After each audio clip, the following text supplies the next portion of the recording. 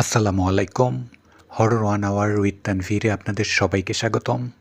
আজকে আপনাদের জন্য ভয়ংকর একটি হসপিটালের ঘটনা নিয়ে হাজির হয়েছি।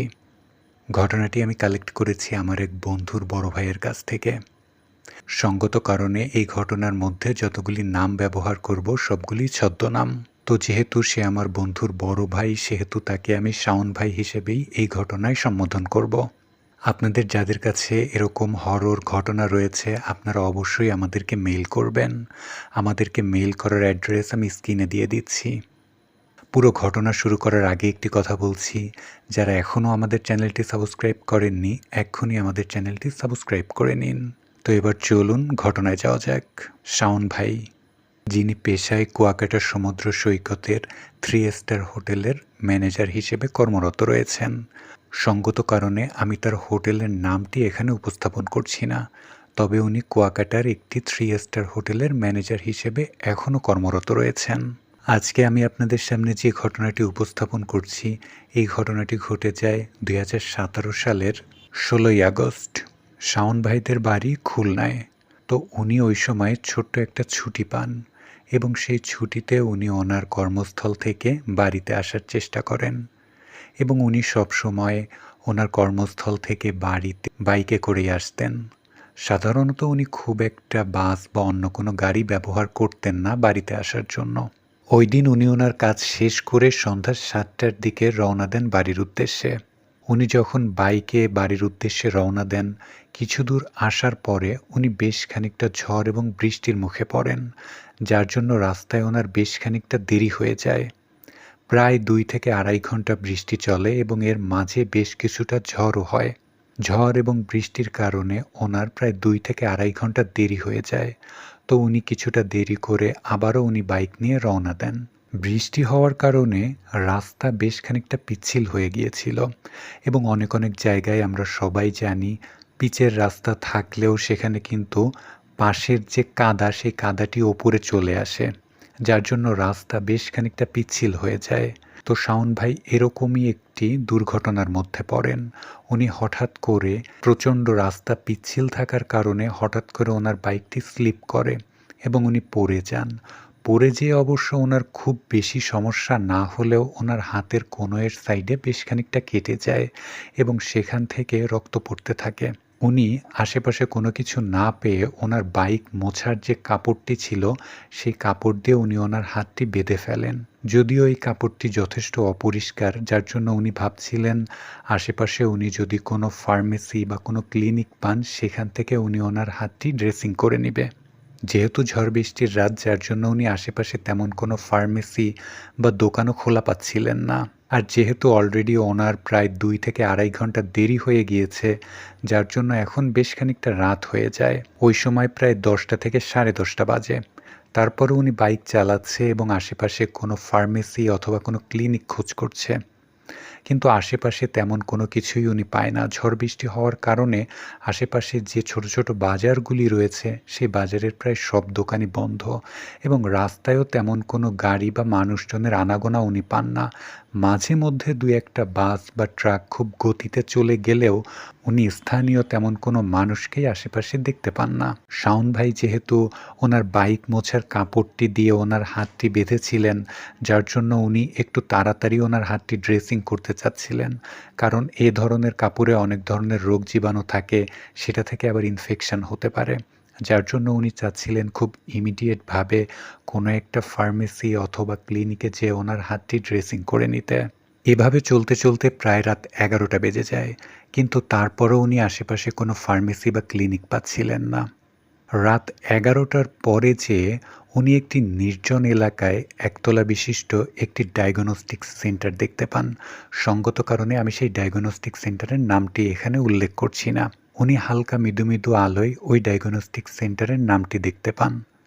তবে এখানে একটি আশ্চর্যজনক ঘটনা হচ্ছে, এই ডায়াগনস্টিক সেন্টারের যে লাইটটি ছিল বাহিরে, সেই লাইট আজ থেকে 10 থেকে 15 বছর আগে আমরা যে ধরনের টিউব লাইট ব্যবহার করতাম, যে ধরনের টিউব লাইটে একটু লাল ধরনের আলো হয়, সেই টিউব লাইটটি ওখানে জ্বলছিল। যদিও এখন সব জায়গাতেই এলইডি লাইট, কিন্তু ওইখানে এ ধরনের টিউবলাইট দেখে শাওন ভাই একটু আশ্চর্য হয়। যদিও তার কাছে ওই সময় তার হাত ড্রেসিং করাটা খুব বেশি ইম্পর্টেন্ট ছিল, যার জন্য উনি এসব বিষয়কে খুব একটা পাত্তা না দিয়ে উনি ওই ডায়াগনস্টিক সেন্টারের ভেতরে যায়। ভেতরে যাওয়ার পরে উনি দেখতে পায় ভেতরে তেমন কোনো লাইট জ্বলছে না এবং বেশ অন্ধকার। ভেতরে যাওয়ার পরে উনি দেখতে পায় ভেতরে একদমই ঘুটঘুটে অন্ধকার। ওনার কাছে মনে হচ্ছিল উনি কোনো একটা মৃত্যুপুরীর মধ্যে চলে এসেছে। উনি একবার ভাবে এই ডায়াগনস্টিক সেন্টারটি হয়তো এখন বন্ধ বা অনেক দিন ধরেই হয়তো পরিত্যক্ত। কিন্তু পরক্ষণেই আবার ওনার মনে হয় যদি এই ডায়াগনস্টিক সেন্টারটি পরিত্যক্তই হতো তাহলে বাহিরে তো লাইট জ্বলতো না। যেহেতু বাহিরে লাইট জ্বলছে তার মানে এই ডায়াগনস্টিক সেন্টারটি হয়তোবা এখনও চালু আছে। যেহেতু ঝড় বৃষ্টির রাত, যার জন্য হয়তো সবাই লাইট টাইট অফ করে হয়তো ঘুমিয়ে গিয়েছে। হয়তো উনি ভেতরে যেয়ে ডাক দিলেই হয়তো ডাক্তার বেরিয়ে আসবে। তো উনি আস্তে আস্তে করে একেবারেই ডায়াগনস্টিক সেন্টারের ভেতরে প্রবেশ করে। ভেতরেও উনি দেখতে পায় একেবারেই ঘুটঘুটে অন্ধকার, কোনো লাইট নেই। তো উনি যখন এই ডায়াগনস্টিক সেন্টারের প্রথম গলি থেকে টার্ন করে দ্বিতীয় গলিতে যায়, ঠিক সেইখানে তার হঠাৎ করে মনে হয় আশেপাশে সে অনেক মানুষের আওয়াজ, অনেক মানুষের শব্দ শুনতে পাচ্ছে। সাধারণত আমরা কোনো বাজারে গেলে বা কোনো বাজারের পাশ দিয়ে যখন যাই, যেরকম অনেক মানুষের কোলাহল শুনতে পাই, ঠিক সেরকম অনেক মানুষের কোলাহল উনি শুনতে পান। এটি শোনার পরে ওনার মনের মধ্যে একটু ভয় লাগতে শুরু করে। আবার পাশাপাশি ওনার এটিও মনে হয়, এই তো আমি যেটা মনে করেছিলাম যে এই হাসপাতালটি হয়তো পরিত্যক্ত বা বন্ধ, কিন্তু আসলে তো সেটি না। এটি তো হয়তো এখনও খোলা রয়েছে, যার জন্য উনি এই শব্দটি শুনতে পাচ্ছে। যেহেতু ঝড় বৃষ্টির রাত, যার জন্য হয়তো ইলেকট্রিসিটির প্রবলেমের কারণে লাইটগুলি অফ হয়ে রয়েছে, অথবা রাত হওয়ার কারণে লাইটগুলি বন্ধ করে রাখা হয়েছে। কিন্তু ভেতরে যেহেতু অনেক শব্দ উনি শুনতে পাচ্ছে, তাদের কার্যক্রম এখনও চলছে। উনি আস্তে আস্তে করে ভেতরে যেতে থাকে। উনি ১ পা ২ পা করে যতই ভেতরের দিকে যাচ্ছিল, ততই যেন শব্দটি আরও অনেক জোরে শুনতে পাচ্ছিল। পাশাপাশি অন্ধকারটি যেন আরও অনেক বেশি গাঢ় হয়ে আসছিল। শাওন ভাই সেই সময় মনে মনে ভাবে হয়তো ইলেকট্রিসিটির প্রবলেম বা এখন হয়তো কারেন্ট নেই। যদিও ওইখান থেকে সে বাহিরে কারেন্ট আছে কি নেই সেটি আর দেখার সুযোগ ছিল না। হঠাৎ করে উনি দেখতে পায় একজন নার্স খুব ধীর পায়ে আস্তে আস্তে করে শাওন ভাইয়ের দিকে এগিয়ে আসছে একটি মোমবাতি হাতে নিয়ে। উনি এই আধুনিক যুগে এসেও কোনো ক্লিনিকে মোমবাতি ব্যবহার করা হতে পারে এটি ভেবে একটু অবাক হয়। পরক্ষণেই আবার ভাবে হয়তো হতে পারে, যেহেতু গ্রামের হাসপাতাল, এখানে হয়তো আইপিএস বা জেনারেটর নেই, যার জন্য ওনারা রাতের বেলায় কারেন্ট চলে গেলে মোমবাতি ইউজ করে। যেহেতু মোমবাতির আলোটি খুব বেশি ছিল না, যার জন্য উনি ওই নার্সের ফেসটি ওভাবে দেখতে পায়নি। তো নার্সটি শাওন ভাইয়ের সামনে এসে খুব গম্ভীর গলায় বলে, "কি চাই এখানে?" শাওন ভাই তখন তার বাইক অ্যাক্সিডেন্টের পুরো ঘটনাটি খুলে বলে এবং তার হাতটি খুব দ্রুত ড্রেসিং করতে হবে এটিও জানায় নার্সকে। নার্স আবারও খুব গম্ভীর গলায় বলে, "আমাকে অনুসরণ করতে থাকুন।" এটি বলে ওই নার্স সামনে হাঁটতে থাকে এবং শাওন ভাই তার পেছনে হাঁটতে থাকে। একটা পর্যায়ে দেখা যায় নার্স একটি বন্ধ দরজা খুলে ভেতরে ঢোকে এবং সেই ঘরটার ভেতরেও ঘুটঘুটে অন্ধকার। এরপরে নার্স তাকে ওই রুমে বসতে বলে এবং কিছুক্ষণ পরে ডাক্তার আসবে এটি জানিয়ে নার্স ওই রুম থেকে চলে যায়। তো শাওন ভাই বেশ কিছুক্ষণ বসে থাকে ওই রুমে, প্রায় ১০ থেকে ১৫ মিনিট হয়ে যায়, কেউ আসে না। এতক্ষণ ধরে শাওন ভাই এই হাসপাতালের বিভিন্ন ঘটনাকে বিভিন্ন যুক্তি দিয়ে নিজেকে বোঝাতে চাইলেও এবার কিন্তু তার একটু একটু করে ভয় লাগতে শুরু করে। একটা পর্যায়ে সে ভাবে এখান থেকে সে চলে যাবে। ঠিক সেই মুহূর্তেই শাওন ভাই দরজা খোলার শব্দ পায় এবং আবারও দেখতে পায় একটি মোমবাতি হাতে নিয়ে খুব ধীর পায়ে একজন ভেতরে প্রবেশ করল। শাওন ভাই মনে করে ইনি হয়তো ডাক্তার। তো যেহেতু শাওন ভাইয়ের বেশ খানিকটা সন্দেহ হয়েছিল, যার জন্য উনি ওই ডাক্তারের মুখটি দেখার চেষ্টা করে। ডাক্তার শাওন ভাইয়ের সামনে এসে বলেন, "কি সমস্যা আপনার, বলুন।" তখন শাওন ভাই ডাক্তারের মুখটি স্পষ্টভাবে দেখতে পায় এবং শাওন ভাই দেখতে পায় তার মুখের জায়গায় সব কিছু ঠিকঠাক থাকলেও তার চোখ দুইটি নেই। চোখের ওইখানে দুইটি গর্ত থাকলেও কোনো চোখ নেই। শাওন ভাইয়ের তখন বোঝা হয়ে যায় যে সে কত বড় ভুল করেছে এখানে এসে। সে ওইখান থেকে চলে যাওয়ার চেষ্টা করে। উঠে যখনই শাওন ভাই দরজার দিকে যায়, তখন পেছন থেকে গম্ভীর স্বরে কেউ একজন বলে, "এখানে আসবেন নিজের ইচ্ছায়, কিন্তু যাবেন আমাদের ইচ্ছায়। কোনোভাবেই এখান থেকে যেতে পারবেন না।" তখন শাওন ভাই ওইখান থেকে অন্ধকারের মধ্যে একটা দৌড় দেয়। যেহেতু ওইখানে প্রচণ্ড অন্ধকার ছিল, যার জন্য সামনে কোনো একটা কিছুতে বেঁধে শাওন ভাই পড়ে যায় এবং পড়ে যাওয়ার পরেই শাওন ভাই এটা বুঝতে পারে তার পিঠের ওপরে আরও ৩ থেকে ৪ জন ঝাঁপিয়ে পড়ল। ঠিক সেই মুহূর্তে শাওন ভাই আর নিজেকে ধরে রাখতে না পেরে সেন্সলেস হয়ে যায়। পরদিন সকালে শাওন ভাই একটি পরিত্যক্ত বাড়ির সামনে নিজেকে আবিষ্কার করে এবং তার চারিপাশে স্থানীয় বেশ কয়েকজন মানুষকে দেখতে পায়। তারা বলে, "আপনি এই পরিত্যক্ত বাড়িতে কি করছিলেন?" তখন শাওন ভাই তাদেরকে সব ঘটনা খুলে বলে কাল রাতে তার সাথে কি হয়েছে। তখন এলাকাবাসী বলে, "এটি তো একটি পরিত্যক্ত হাসপাতাল এবং এই হাসপাতালের ঘটনা জানেন?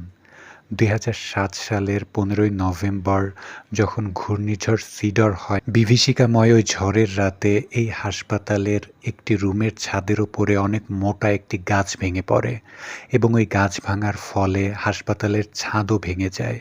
ওই রুমে একজন ডাক্তার, ডাক্তারের একজন কম্পাউন্ডার এবং ২ জন নার্স ছিল। তারা ৪ জনই খুব বীভৎসভাবে মারা যায়। তারপর থেকে অনেকেই বিভিন্ন সময় রাতের বেলায় এই হাসপাতালে অনেককেই দেখতে পায়। কোনো কারণে সেবা নিতে দূরের মানুষ যারা এই হাসপাতালের এই ইতিহাস সম্পর্কে জানে না, তারা যখন আসে তখন বিভিন্ন ধরনের সমস্যার মধ্যে পড়ে। অনেকে তো জীবন নিয়েও ফিরতে পারে না। যেহেতু শাওন ভাই ৫ ওয়াক্ত নামাজ পড়ত এবং দাড়ি টুপিওয়ালা একজন ব্যক্তি ছিল, যার জন্য এলাকাবাসী সহজেই বুঝতে পারে শাওন ভাই একজন পরহেজগার ব্যক্তি। আর ঠিক সেই কারণেই এলাকাবাসী বলে, আপনি যেহেতু নামাজ কালামি একজন মানুষ, যার জন্য তারা আপনার অনেক ক্ষতি করতে চাইলেও খুব একটা ক্ষতি করতে পারেনি। একে তো শাওন ভাইয়ের অ্যাক্সিডেন্টের ফলে হাত কাটা ছিল, তারপরে তার সাথে কাল রাতে এই ধরনের ঘটনা ঘটে যাওয়ার পরে সে আর ওই মুহূর্তে বাইক ড্রাইভ করে বাড়িতে যাওয়ার মতো পরিস্থিতিতে ছিল না। সে ভাবে সে আবারও ব্যাক করে তার কর্মস্থলে ফিরে যাবে। সে তার একজন সহকর্মীকে ফোন করে সবকিছু জানায় এবং তাকে এখানে আসতে বলে। পরে তার সহকর্মী এখানে আসে, এসে বাইক ড্রাইভ করে শাওন ভাইকে আবারও তার কর্মস্থলে নিয়ে যায়। তারপর থেকে শাওন ভাই আর কখনোই বাড়িতে যাওয়ার সময় বাইক ব্যবহার করে না। এরপরে অবশ্য শাওন ভাইয়ের সাথে আর কোনো ঘটনা ঘটেনি। তো লিসেনার্স, এই ছিল আজকের ঘটনা। ঘটনাটি কেমন লাগলো অবশ্যই আমাদেরকে জানাবেন এবং ঘটনাটি ভালো লাগলে অবশ্যই লাইক দিতে ভুলবেন না এবং চ্যানেলে নতুন হয়ে থাকলে অবশ্যই চ্যানেলটি সাবস্ক্রাইব করবেন। এরকম আরও অনেক ভয়ানক ঘটনা নিয়ে হাজির হব খুব শীঘ্রই। সেই পর্যন্ত সবাই ভালো থাকবেন, সুস্থ থাকবেন। আল্লাহ হাফেজ।